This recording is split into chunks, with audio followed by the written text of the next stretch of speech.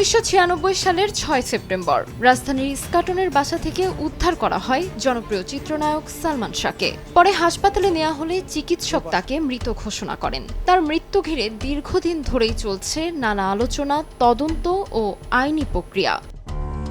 দীর্ঘ আইনি প্রক্রিয়ার পর ২০২৫ সালের ২০ অক্টোবর ঢাকার ষষ্ঠ অতিরিক্ত মহানগর দায়রা জজ মোহাম্মদ জান্নাতুল ফেরদৌস ইবনে হক বাদীপক্ষের রিভিশন আবেদন মঞ্জুর করে অপমৃত্যুর মামলাটি হত্যা মামলা হিসেবে গ্রহণের নির্দেশ দেন। পরদিন ২১ অক্টোবর রমনা থানায় সালমান শাহের মামা মোহাম্মদ আলমগীর কুমকুম বাদী হয়ে তার স্ত্রী সামিরা হক সহ ১১ জনকে আসামি করে হত্যা মামলা দায়ের করেন। নতুন করে দায়ের হওয়া মামলায় সালমান শাহকে পরিকল্পিতভাবে হত্যার অভিযোগ আনা হয়েছে। এজাহারে চলচ্চিত্রের খলনায়ক আশরাফুল হক ডনকে ৪ নম্বর আসামি করা হয়। মামলাটির তদন্ত করছে সিআইডি। রমনা থানার মামলায় রোববার ভোর ৫টার দিকে হযরত শাহজালাল আন্তর্জাতিক বিমানবন্দরের ইমিগ্রেশন কর্তৃপক্ষ তাকে আটক করে। পরে তাকে পুলিশ পাহারায় আদালতে পাঠানো হয়। পুলিশের দাবি, আসামিকে হেফাজতে এনে জিজ্ঞাসাবাদ করা প্রয়োজন।